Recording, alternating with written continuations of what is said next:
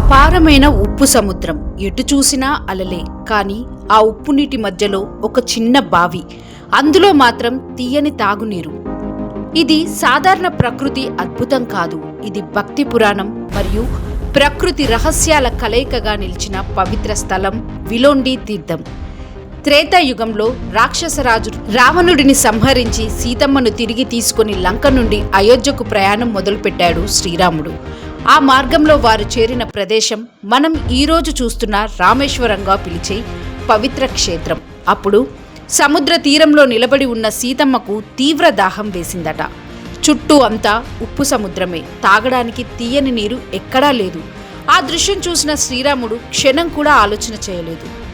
తన చేతిలో ఉన్న విల్లుని బిగించి ఒక బాణాన్ని సముద్రం వైపు సంధించాడు. అంతే, బాణం సముద్రపు నీటిని చీల్చుకుంటూ లోతుల్లోకి దూసుకెళ్ళింది. అది తాకిన చోటే అద్భుతం జరిగింది. ఉప్పు నీటి సముద్రం మధ్యలో ఒక తీయని నీటి ఊట పుట్టుకొచ్చింది. సీతమ్మ ఆ నీటిని తాగి తన దాహం తీర్చుకుందట. అప్పటి నుండి ఆ ప్రదేశాన్ని విలోండి అని పిలుస్తారు. విల్ అంటే బాణం, ఒండి అంటే తాకిన ప్రదేశం, అంటే బాణం తాకిన స్థలం అని అర్థం.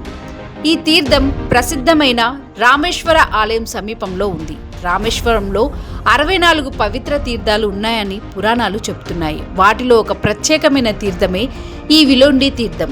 భక్తుల నమ్మకం ఏంటంటే ఈ నీటిని తాకితే పాప విమోచనం కలుగుతుందని, దైవ అనుగ్రహం లభిస్తుందని, మనసులో కోరికలు నెరవేరుతాయని.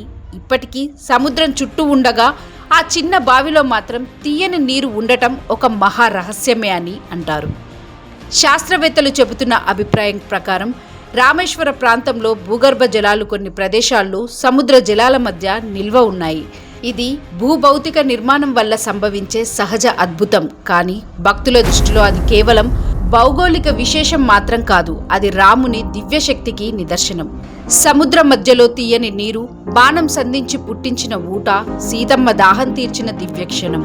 ఇది కేవలం ఒక పురాణ గాథ కాదు, ఇది భారత సంస్కృతి, విశ్వాసం మరియు ప్రకృతి మర్మాల ప్రతిబింబం. మీరు ఎప్పుడైనా రామేశ్వరానికి వెళ్తే సముద్ర గర్జన మధ్య నిలబడి ఆ బావి దగ్గర ఒక్క క్షణం కళ్ళను మూసుకోండి. మీరు కూడా ఆ దివ్యక్షణాన్ని అనుభూతి పొందుతారు. లేటెస్ట్ న్యూస్ అప్డేట్స్ కోసం డిస్క్రిప్షన్లో ఉన్న న్యూస్ ఆన్ ఫేస్ వాట్సాప్ ఛానల్ని ఫాలో అవ్వండి.